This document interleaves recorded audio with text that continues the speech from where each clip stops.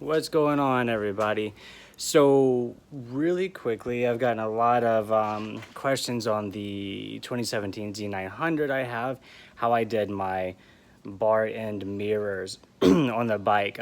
Seems a lot of people like how they are, and I retained the stock bar ends. So a lot of people had questions on how I retain the stock bar ends while mounting the bar mirrors. So I'm going to show you guys how to do that. Super easy. A little more finagling and such on the throttle side, so you don't put pressure on the grip, so the throttle sticks. So we'll kind of show you that and go over that. But anyways, I'll show you really quick how I did it, and yeah. So first thing you'll notice on the bars for the Z900 is it's a threaded inside. So your bar end is actually, your bar end here is a T6 millimeter and it's thread locked. So super simple, just get a T6 socket and ratchet and unscrew away to take the stock bar end off. So there's your T6 in, take it out, you're good to go. Now with the threaded bar end, you'll notice bar end mirrors that go inside the tube or have a little rubber stopper and you kind of spin it and it expands as you spin in. That's not going to work. Hence, here with these CRG arrows, I went that route. So really on the left side, super simple, guys. I made sure that this is loosened. I do recall it's a little stiff. Here's a pivot point hinge here. So you can use a little flathead screwdriver to pry it a little bit if you need to. Anyways, I've already got it loosened up enough as I've had these on for a while. Anyways, I mount mine a tad angled like this, and then I just push it all the way against the grip. I will move this down so it is not in the way, and then let me try to do this with one hand. So maybe I need to get a mount for this camera. Anywho, so now that I've got my T-sits on everything, I will just spin this back on.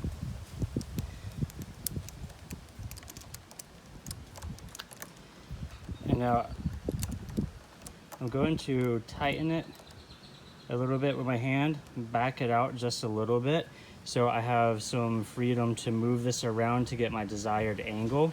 I do mount mine up against the bar end like that, and then as you see here, I'm sitting on the bike. I can angle this, move it around. I'm good to go. So what I'll do now is, I believe this is a T2 on the end here, and I've just got a little screwdriver bit here, and I will tighten this portion all the way. Tighten, tighten, tighten, tighten, tighten. There we go. And then I will spin this so it looks pretty, and then I will tighten this, and of course I'll get my ratchet out of my pocket. I got these extensions on, so I clearly clear the mirror. Tighten there, and that's it. I am done with this side. So that's how it looks, like this. So quick thing on the over here on the throttle side, do the same thing.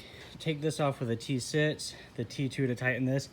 But what I've done is, as you can see, if you tighten this, the bar end too much before tightening this, you'll actually push it into the throttle and it will stick. I did learn that the first time I put it on. So to maintain this throttle here, I got it as close as I can. You can see here a slight little gap, I mean tiny gap, and I tightened this down, the bar end, as much as possible. After I tightened that, I then tightened this to the correct torque. You know, it doesn't have to be super tight, so I tightened it, but also I held the mirror and pulled against it while I tightened the bar mirror. That way, when the pressure came on to the mirror mount, it didn't, again, push it into there. And I've been running this pretty much for a year now. This was my first mod I did to the bike after I got it, pretty much. So they're working great. I like them because they're visible. You can mount them. I see people mount them up here. People mount them straight down and out. I like mine here, a little bit more hugged against the body of the bike. And yeah, they work well.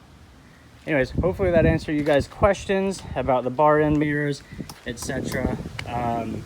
Yeah.